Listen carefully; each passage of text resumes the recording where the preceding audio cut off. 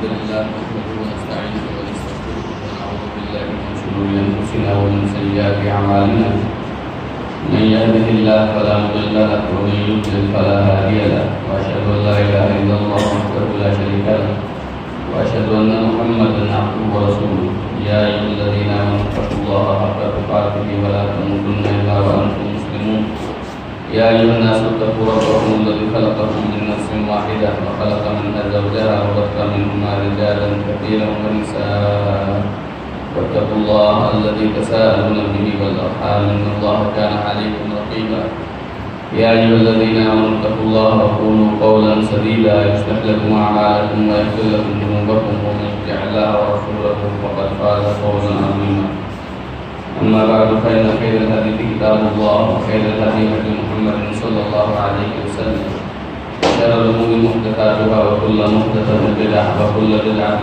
ضلالة والضلالة في النار اللهم صل على محمد وعلى آل محمد كما صليت على إبراهيم وعلى آل إبراهيم إنك حميد مجيد اللهم بارك على محمد وعلى آل محمد كما باركت على إبراهيم وعلى آل إبراهيم إنك حميد مجيد رب اشرح لي صدري ويسر لي امري واحلل عقدة من لساني يفقهوا قولي رب زدني علما.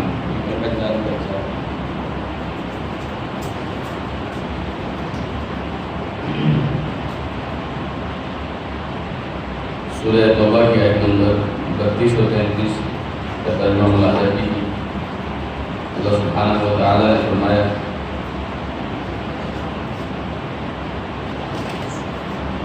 یریدون، یہ لوگ چاہتے ہیں ان یطفئوا کہ بجھا دیں نور اللہ، اللہ کا نور، بافواہہم اپنے منہ سے،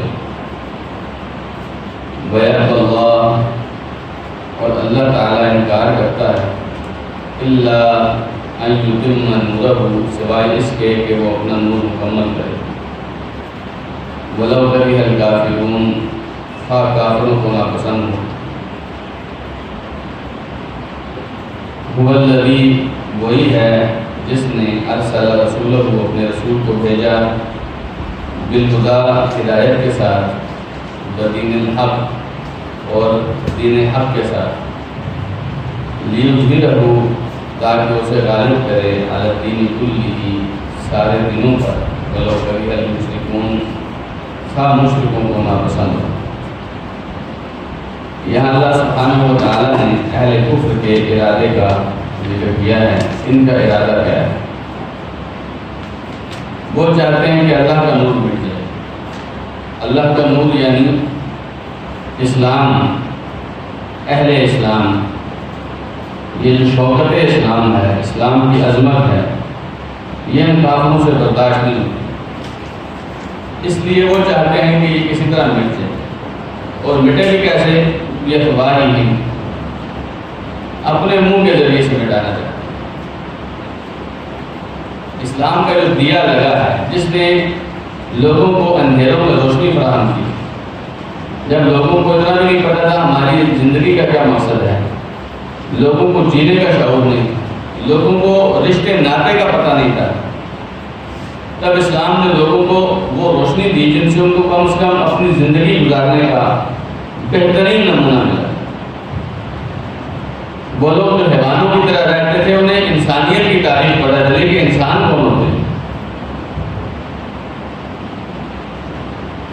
اب وہ لوگ جو ابھی بھی اسلام کے دشمن ہیں، وہ یہ چاہتے ہیں کہ یہ اسلام کسی طرح ختم ہو جائے. ان سے برداشت نہیں ہو رہا کہ لوگ حیوانوں کی طرح رہ رہے تھے، اب لوگوں کے اندر تہذیب و تمدن اور انسانیت آنا شروع ہو گئی ہے، یہ کسی طرح ختم ہو جائے.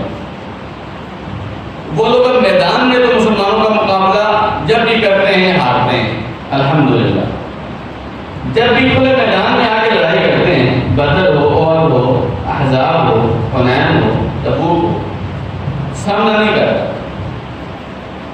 لیکن انہوں نے اس کے بدلے میں کیا کام شروع کیا؟ چالیں چلتے ہیں، سازشیں کرتے ہیں، مسلمانوں کو نقصان پہنچانے کے لیے ہیلے اور بہانے تراشتے ہیں، لوگوں کو آپس میں لڑاتے ہیں، ایک دوسرے کے خلاف کرتے ہیں تاکہ کسی طرح اسلام کو ختم کیا جا سکے. یہ ان کا ارادہ ہے. لیکن اللہ سبحانہ و تعالیٰ کا ارادہ کیا ہے؟ وَيَأْبَى اللَّهُ إِلَّا أَن يُتِمَّ نُورَهُ. اللہ تعالیٰ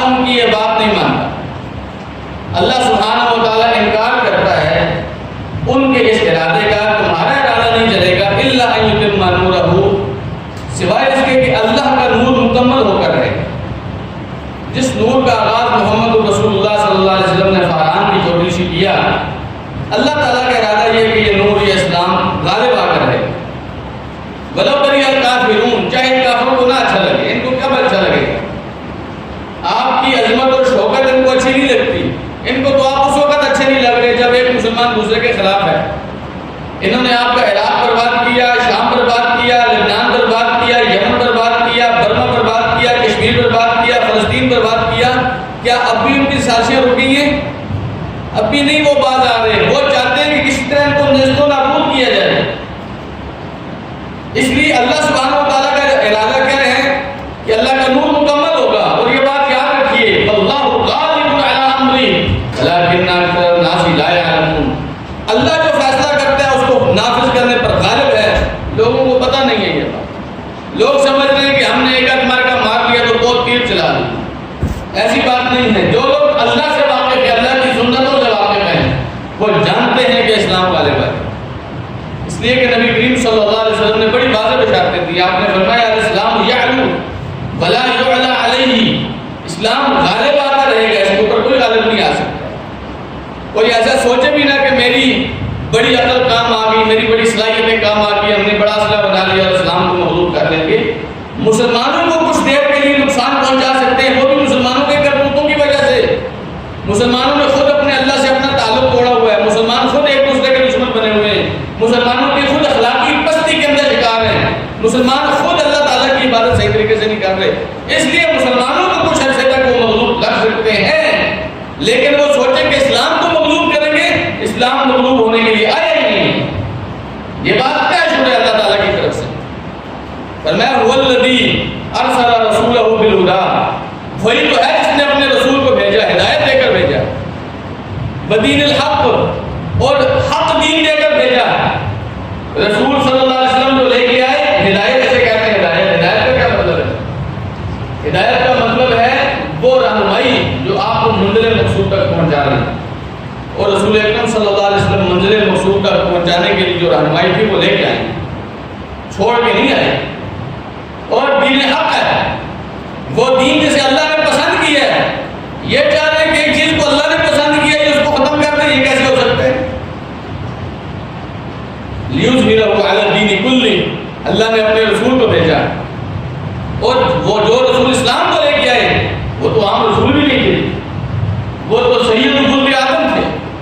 آپ نے فرمایا قیامت کے دن سارے انبیاء میرے جھنڈے کے نیچے ہوں گے، تو یہ چاہتے ہیں کہ ان کو ختم کر دیں، انہیں بھیجا، انہوں نے آگے تکلیفیں اٹھائیں، زخم کھائے، اپنے دوستوں اپنے صحابہ کو اپنے سامنے شہید ہوتے ہوئے دیکھا، ایسے ہی دیکھا لیظہرہ علی الدین کلہ۔ یہ ساری تکلیفوں کی بنیاد یہ تھی کہ اللہ کا دین غالب ہے، اور اللہ سبحانہ و تعالیٰ اپنا دین غالب کرے گا، بلو کریہ المشرکون، چاہے کافروں کو اچھا نہ لگے۔ نبی کریم صلی اللہ علیہ وسلم نے فرمایا لا یبقى علی ظہر الارض بیت مدر ولا وبر، کوئی بارشوں والا گھر، کوئی خشکی والا گھر، کوئی اونچی جگہ پہ موجود گھر، کوئی پستی میں موجود گھر ایسا نہیں بچے گا الا ادخل علیہ کلمۃ الاسلام، ہاں ہر ایسے گھر میں اسلام کا کلمہ داخل ہو کر رہے گا، بعز عزیز وبذل ذلیل، چاہے کوئی عزت والا عزت کے ساتھ ایسا کرے، چاہے کوئی ذلیل ذلیل ہو کر ایسا کرے، اسلام اس کے گھر میں ضرور داخل ہوگا۔ جن لوگوں نے ایڈی چوٹی کا زور لگایا اسلام کو ختم کرنے کے لیے، انہی کی اولادیں مشرف ہے اسلام، تو ایسا کوئی سوچے بھی نہیں کہ اسلام کو کسی طرح مغلوب کر لیں گے۔ نبی کریم صلی اللہ علیہ وسلم نے فرمایا، صحیح مسلم کی حدیث ہے، آپ نے فرمایا ان اللہ زوالی الارض، اللہ تعالیٰ نے میرے لیے زمین کو لپیٹ دیا، فرأیت مشارقہا و مغاربہا، وہ لپٹی ہوئی زمین جب میرے سامنے رکھی، میں نے مشرق میں بھی دیکھ لی، مغرب میں بھی دیکھ لی، مشرق میں بھی کوئی جگہ ایسی نہیں جو مجھے نظر نہیں آئی، مغرب میں بھی سب دیکھ لیا۔ آپ نے فرمایا وَإِنَّ أُمَّتِي سَيَبْلُغُ مُلْكُهَا مَا زُوِيَ لِي مِنْهَا، اور یقیناً میری امت کی بادشاہت، میری امت کی خلافت وہاں تک پہنچے گی جہاں تک مجھے دکھایا گیا ہے، یعنی مشرق میں بھی میری امت کا راج ہوگا، مغرب میں بھی میری امت کا راج ہوگا۔ صحیح مسلم کی صحیح حدیث ہے، رسول اکرم صلی اللہ علیہ وسلم، نبی کریم صلی اللہ علیہ وسلم نے فرمایا وَلَا يَزَالُ اللَّهُ يَزِيدُ، اللہ تعالیٰ ایسے کرے گا کہ اسلام کو زیادہ کرتا رہے گا، يُعِزُّ الْإِسْلَامَ وَأَهْلَهُ، اسلام اور اہل اسلام کو اللہ عزتوں سے نوازتا رہے گا، وَيَنْقُصُ الْمُشْرِكِينَ وَأَهْلَهُ، مشرکوں کو اور اہل شرک کو اللہ تعالیٰ عزتوں میں، جاہ و جلال میں، دنیاوی جاہ و جلال میں، مال و دولت میں اللہ سبحانہ و تعالیٰ کم کرتا رہے گا، حتی یسیر الراکب بین کذا یعنی البحرین، فرمایا مسافر سفر کرے گا لا یخشا الا جورا، وہ سوائے ظلم کی کسی اور چیز سے نہیں ڈرتا ہوگا، کسی کافر سے کسی دشمن سے نہیں ڈرتا ہوگا۔ ہاں اس کے گھر میں کوئی ظلم ہو رہا ہو تو وہ ایک الگ بات ہے، مگر نہ یہ مسلمان کسی سے نہیں ڈرے گا۔ او لیبلغن ھذا الامر مبلغ اللیل، فرمایا یہ بات لکھ لو، یہ میرا دین وہاں تک پہنچے گا جہاں تک رات کی تاریکی پہنچتی ہے، جہاں تک رات کا اندھیرا پہنچتا ہے۔ دنیا میں جہاں جہاں دن اور رات تبدیل ہوتے ہیں وہاں تک میرا یہ دین پہنچے گا۔ اب میں اور آپ یہ سوچتے ہوں گے مسلمانوں کی اس وقت کیا حالت ہے، اور اس وقت کس قسم کرسی کی حالت میں ہیں، کس غربت کی حالت میں ہیں، مسلمانوں کو جینے کا حق تک نہیں دیا جا رہا ہے۔ جو کچھ ہے ان کے حکمرانوں اور حکمرانوں کے آقاؤں یہودیوں عیسائیوں کے پاس ہے، تو یہ کیسے ہوگا؟ یاد رکھیے نبی کریم صلی اللہ علیہ وسلم نے فرمایا لا تزال طائفۃ من امتی ظاہرین علی الحق، میری امت کا ایک گروہ ایسا ہوگا جو ہمیشہ حق کے ساتھ لڑتا رہے گا، غالب رہے گا۔ لا یضرهم من خذلهم، کوئی انہیں اکیلا چھوڑ کے چلا جائے گا، کسی کو نقصان نہیں پہنچا سکے گا۔ بعض لوگ سمجھیں گے کہ ہم ان کے ساتھ نہیں رہتے، ہم دوسری پارٹی میں ہو جاتے ہیں، فرمایا ان کو نقصان نہیں ہوگا۔ ولا من خالفهم، کوئی ان کی مخالفت کرے، ان کی دشمنی پر صفحہ بنا لے، ان کو نقصان نہیں پہنچا سکے گا۔ حتی یأتی امر اللہ وهم علی ذلک، یہاں تک کہ اللہ کا حکم یعنی قیامت آ جائے گی، یہ گروہ جو ہے آپ کے ساتھ ہمیشہ ڈٹا رہے گا۔ ایسا نہیں ہے کہ اسلام میں کوئی ایسا رہے گا ہی نہیں کہ اسلام کا دفاع کر سکے۔ ہر عہد میں، ہر عمر میں، اسلام کے ہر زمانے میں ایسے اہل اسلام، ایسے مخلص، ایسے مجاہد باقی رہیں گے جو اسلام کا دفاع کرتے رہیں گے۔ کوئی ان کے مقابلے میں آئے گا اس جماعت کو، اس گروہ کو نقصان نہیں پہنچا سکے گا۔ اور یہاں اگر آپ مجھے اجازت دیں تو مختلف علماء کرام کے اقوال ہیں، جن میں سے ایک اور یہ بھی ہے، امام علی بن مدینی جو امام بخاری رحمہ اللہ کے استاد ہیں، وہ فرمانے لگے ہم اہل العلم، یہ گروہ جو ہمیشہ حق کے ساتھ ڈٹا رہے گا اہل علم کا گروہ ہے، ہمیشہ یہ حق سے کبھی جدا نہیں ہوں گے۔ جدھر حق ہوگا وہاں اہل علم ہوں گے، اور جہاں اہل علم ہوں گے یاد رکھیے وہاں حق ہوگا۔ یہ جدید معاشرے میں، جدید میڈیا نے اور ان حکومتوں نے آپ کے اور میرے معاشرے میں اہل علم کو بدنام کرنے کی کوششیں جاری کر رکھی ہیں۔ آپ دیکھیں گے مختلف جہاد سے، مختلف لحاظ سے ہمیشہ جو نشانے پر ہیں یا وہ اہل جہاد ہیں جو دشمن کے مقابلے میں تیغ و سنا لے کر، توپ اور رائفلیں لے کر کھڑے ہیں کہ میرے مسلمانوں کا دفاع ہو سکے، یا وہ اہل علم ہیں ان کے نشانے پر جو ہمیشہ ان کی گمراہیوں، ان کی ضلالتوں اور ان کے جھوٹے پروپیگنڈوں کے خلاف کھڑے رہتے ہیں۔ یہ اہل علم کو ہی ہمیشہ نشانہ پر اپنی توپوں کا، اپنی گولیوں کا، اپنی تان و تشنیع کا نشانہ بناتے ہیں ہمیشہ۔ اس لیے آپ دیکھیں گے کہ نیا کسی نے بیان دیا ہے، اگر کورونا سے ملک زیادہ متاثر ہوا تو اس کا ذمہ دار مولوی ہوگا۔ مولوی نے تیرا کیا بگاڑا بھائی؟ مولوی کا صرف یہ قصور ہے کہ لوگوں کو بتاتا ہے حق کیا ہے، باطل کیا ہے۔ مولوی کا اہل علم کا صرف اتنا قصور ہے لوگوں کے سامنے تمہارا جھوٹ رکھتے ہیں۔ مولوی لوگوں کو اللہ کا قرآن پڑھ پڑھ کے سناتے ہیں کہ یہ دیکھو ہدایت کا راستہ کدھر ہے اور گمراہی کا راستہ کون سا ہے۔ اس لیے ہمیشہ لوگ اہل علم کے خلاف، وہ لوگ خاص طور پر جنہیں اپنے مفاد میں اہل علم رکاوٹ بنتے نظر آتے ہیں، وہ ان مولویوں کے خلاف ہوتے ہیں۔ اس لیے عبداللہ بن مبارک رحمہ اللہ فرمایا کرتے تھے کون عالم، اگر آپ کر سکتے ہیں ایسا کام تو عالم بن کے آپ کا جو معاشرے میں منصب ہونا چاہیے تو عالم والا ہونا چاہیے۔ اور متعلمن، اگر آپ عالم نہیں بن سکتے طالب علم بن کر رہے، وَإِلَّمْ تَسْتَطِعْ فَأَحِبَّهُمْ، اگر عالم نہیں بن سکتے طالب علم بن جائیں، طالب علم نہیں بن سکتے ان سے محبت ضرور کریں۔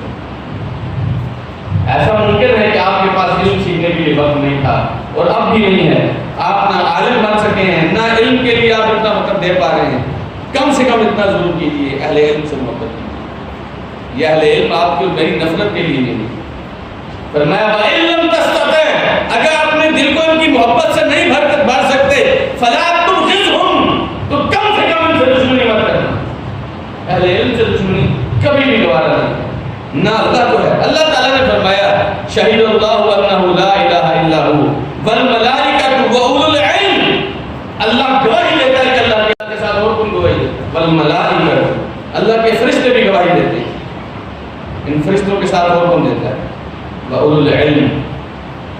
علم گواہی دیتے ہیں۔ وہ لوگ جن کی گواہی کو اللہ نے اپنی گواہی کے ساتھ ملایا، اپنے فرشتوں کی گواہی کے ساتھ ملایا، وہ اتنا چھوٹا طبقہ نہیں ہے، اتنا حقیر طبقہ نہیں ہے کہ ہر آدمی کو گالی دیتا ہے۔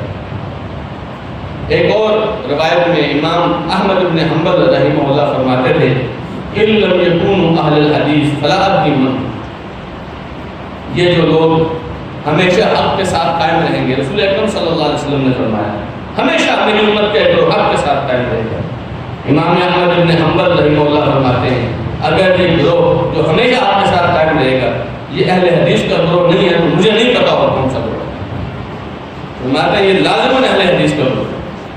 اہل حدیث سے مراد دو چار باتوں پہ عمل کرنے والے اہل حدیث نہیں، اپنی زندگی کو قرآن و سنت کے مطابق بنانے والے، اپنی زندگی میں رسول اکرم صلی اللہ علیہ وسلم کی حدیث کو ڈھالنے والے، جس کو دیکھ کر یوں لگے کہ یہ رسول اکرم صلی اللہ علیہ وسلم کا متبع ہے، یہ نبی کریم صلی اللہ علیہ وسلم کا غلام ہے، جس کے چہرے پر رسول اکرم صلی اللہ علیہ وسلم کی چہرے کی نشانیاں موجود ہوں، جس کا لباس رسول اکرم صلی اللہ علیہ وسلم کی طرف ہو، جس کی اخلاق، جس کی گفتگو، جس کا تبسم رسول اکرم صلی اللہ علیہ وسلم کے ساتھ ملتا ہو، جس کا جہاد، جس کا کردار، جس کے گھریلو معاملات رسول اکرم صلی اللہ علیہ وسلم سے میل کھاتے ہو، یہ حدیث والے لوگ ہیں۔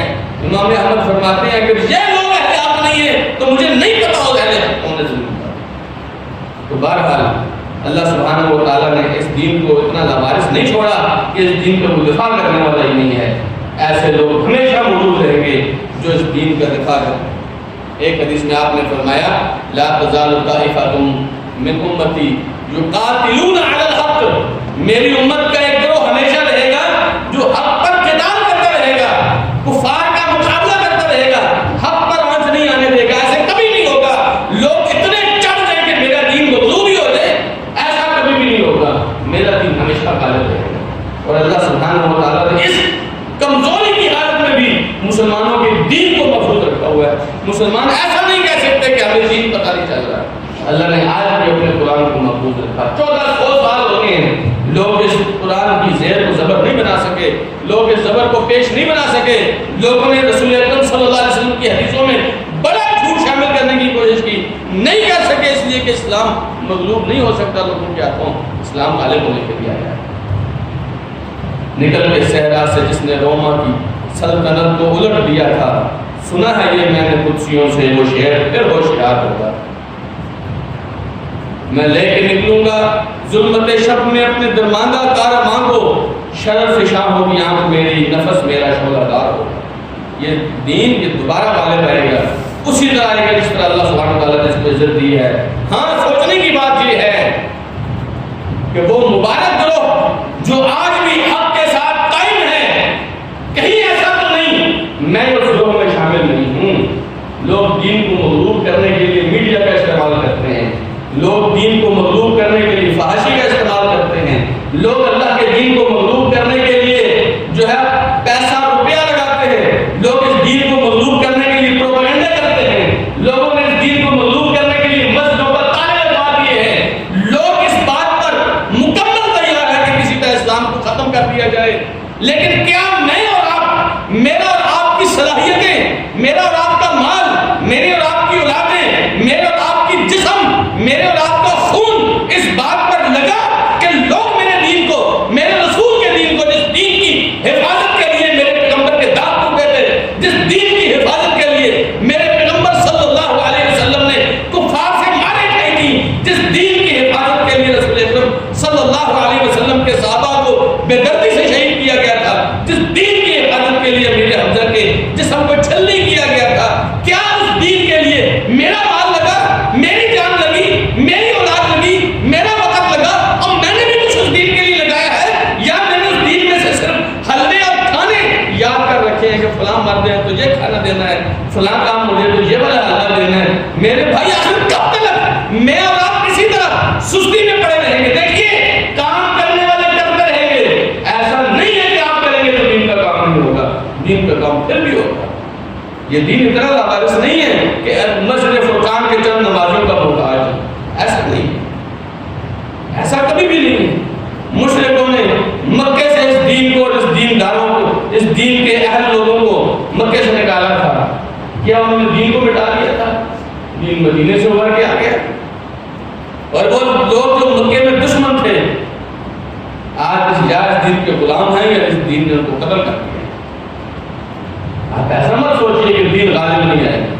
جب میرے پیغمبر نے اپنی مبارک زبان سے فرما دیا نا دین غالب آئے گا, اور اللہ نے فرمایا ہے لیظہرہ علی الدین کلہ, میں نے یہ دین بھیجا اس لیے سارے دین نیچے ہو, یہ غالب ہو. ایسا نہ سوچے دین غالب نہیں ہوگا, دین غالب ہوگا, آپ کے ساتھ بھی ہوگا, آپ کے بغیر بھی ہوگا. ہاں آپ غالب تب ہوں گے جب آپ دین کے ساتھ ہوں گے, وگرنہ جس طرح آج ہم دین کو چھوڑ کر ذلت اور رسوائی سے دوچار ہیں, جب جس کا دل چاہتا ہے مسلمانوں کو مار کے چلا جاتا ہے, پیس کے چلا جاتا ہے. آج ہم اسی ذلت اور رسوائی کا شکار ہیں. اگر آج بھی میں اور آپ اپنی سمت ٹھیک نہیں کریں گے, اپنا فیصلہ درست نہیں کریں گے, اپنے آپ کو دین کے ساتھ وابستہ نہیں کریں گے, تو یہ ذلت اور رسوائی ہمارے بھی کھاتے میں آ سکتی ہے. تو سوچنے کی بات یہ ہے ہم کیا کر رہے ہیں. اللہ سبحانہ وتعالیٰ نے ایک مقام پہ سورہ محمد کی آخری آیت میں فرمایا ان تولیتم, اگر تم لوگ پھر جاؤ گے, اگر تم لوگ پھر جاؤ گے, اللہ سبحانہ وتعالیٰ تمہاری جگہ کوئی اور لوگ لے آئے. اللہ سبحانہ وتعالیٰ کے پاس اپنی مخلوق کی کمی نہیں, تمہاری جگہ کوئی اور آ جائے. دیکھیں نا ایک چھوٹی سی آپ کو مثال دیتے ہیں. مکے میں نبی کریم صلی اللہ علیہ وسلم کے اپنے رشتہ داروں نے دین قبول نہیں کیا. مدینے میں اپنے نہیں تھے, انہوں نے دین کو اپنے سروں کا تاج بنایا ہے جی. آج بھی وہ حدیثیں ہمارے سامنے موجود ہیں. نبی کریم صلی اللہ علیہ وسلم نے فرمایا اگر یہ انصار کے لوگ یہ دنیا میں الگ ہو رہے ہیں, یہ ایک وادی میں چلے جائیں, محمد کریم صلی اللہ علیہ وسلم انصار کی وادی میں جائے گا, دنیا والوں کو ساتھ نہیں ہوگی. آپ سوچ سکتے ہیں ان کے مقام اور مرتبے کو, جنہوں نے اپنا سب اس لیے قربان کیا کہ میں محمد رسول اللہ کے ساتھ کھڑا.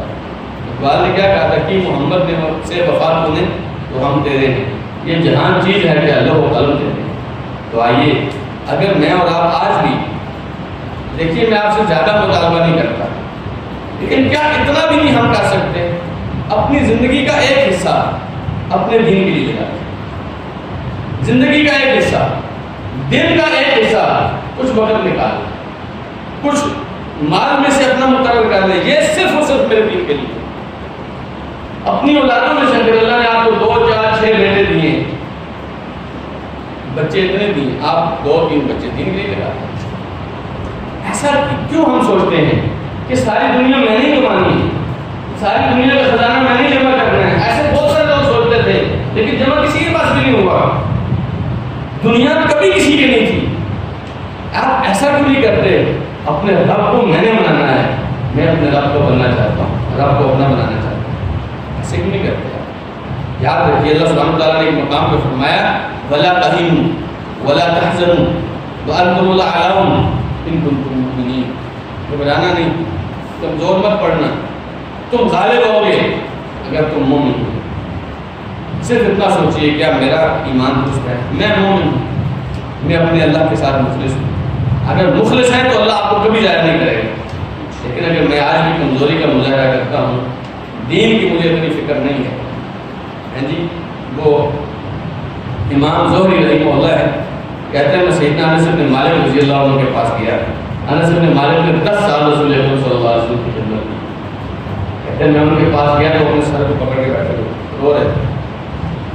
کہتے ہیں میں نے کہا حضرت کیوں رو رہے ہیں؟ کہتے ہیں مجھے اس دین پر رونا آ رہا ہے. وہ دین جو نبی کریم صلی اللہ علیہ وسلم کے زمانے میں تھا, لوگوں نے اس دین کو بدل دیا, آج وہ دین باقی نہیں. تو سیدنا انس بن مالک رضی اللہ عنہ اس دین کی محبت میں, وہ دین جو لوگوں کے اندر باقی نہیں رہا تھا, اس دین کی محبت میں رو رہے تھے. کبھی سوچیے, کبھی آپ کو وہ حدیث نہیں پتا کہ نبی کریم صلی اللہ علیہ وسلم رات کو جب روتے تھے تو ایسی آوازیں آتی تھی جیسے ہنڈیا ہوتا تھا. کیا یہ کانوں کی تسکین کے لیے باتیں ہیں؟ کبھی سوچئے میں نے اپنے دین کے لیے کوئی آنسو بہائے. کبھی رات کو ایسی رات گزری ہو جب مجھے شام میں مظلوم مسلمان ان کو دیکھ کر کبھی رات کو مجھے نیند آئی ہو. برما میں جن مسلمانوں کے ٹکڑے ہو گئے تھے, ان مسلمانوں کے ٹکڑے, سبحان اللہ, مسلمان اتنا کبھی بھی کمزور نہیں تھا کہ مسلمانوں کے جسموں کو اٹھا کے کتوں اور گدھوں کے آگے ڈال دیا جائے. کبھی ان کا خیال ہوا کہ مجھے بھی رونا آیا؟ اگر نہیں آیا تو سمجھیے نا میں اس دین کے ساتھ مخلص ہوں. اللہ سبحانہ و تعالیٰ نے توفیق دے. آگے چلتے ہیں.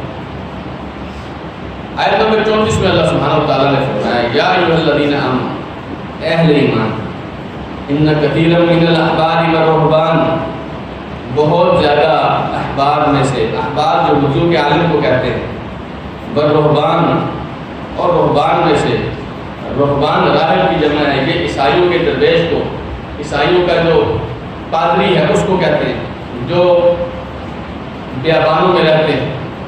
لیأکلون، یقیناً کھاتے ہیں، اموال الناس، لوگوں کا مال، بالباطل، باطل طریقے سے، ویصدون عن سبیل اللہ، اور لوگوں کو اللہ کے راستے سے روکتے ہیں.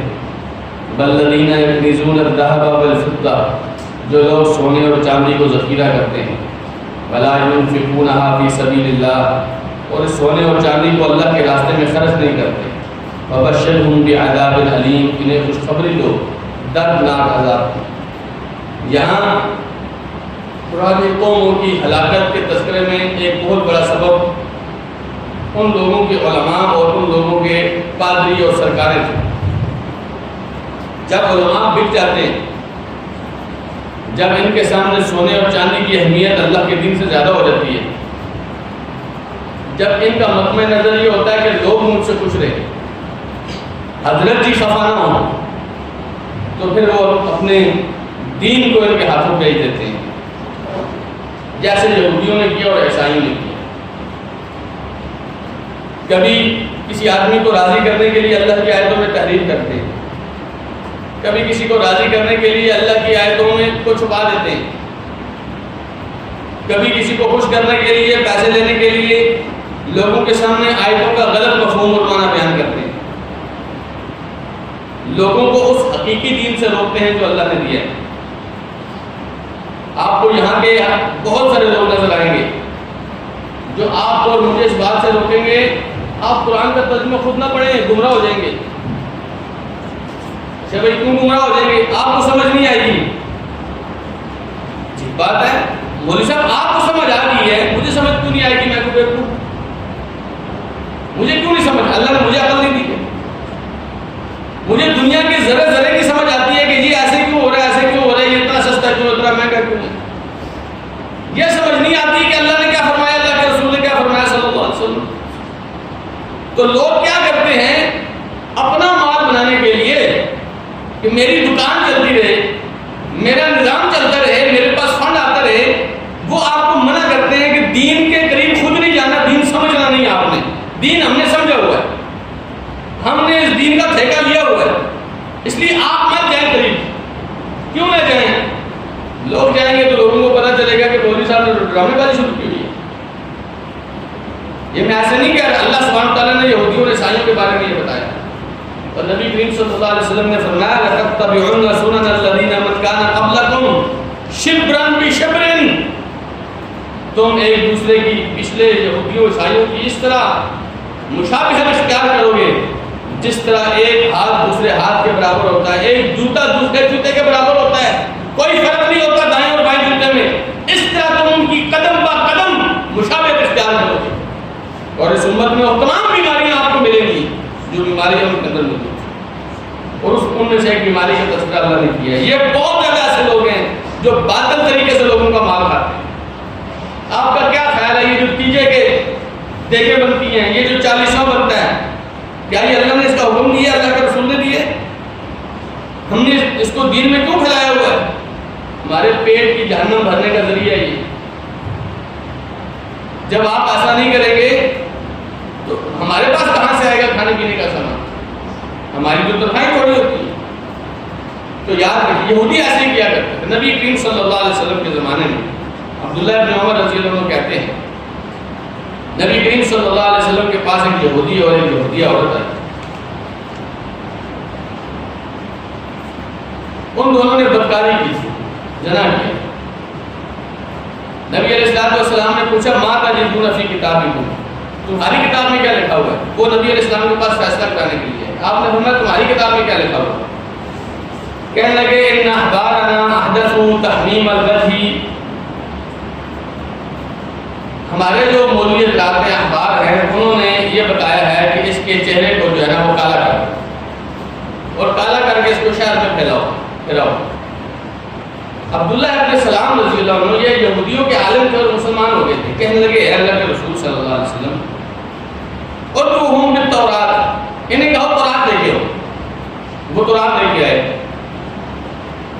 آپ علیہ السلام کے سامنے، تو جس آیت میں لکھا تھا نا کہ زنا کرنے والے مرد کو رجم کر دو، سنسار کر دو، اس پہ ہاتھ رکھ دیے اور کیا کرنے لگے، بجعل یہ بھی پڑھنے لگے، بعد والا بھی پڑھنے لگے، اس جگہ پہ ہاتھ رکھا ہوا۔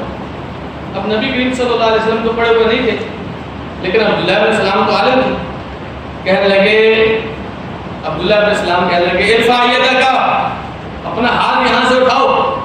جب اس نے اس جگہ سے ہاتھ اٹھایا فَإِذَا آیَةُ الرَّجْمِ تَحْتَ يَدِهِ، ہاتھ کے نیچے رجم والی آیت لکھی ہوئی تھی، تو نبی کریم صلی اللہ علیہ وسلم نے حکم دیا کہ ان کو رجم کر۔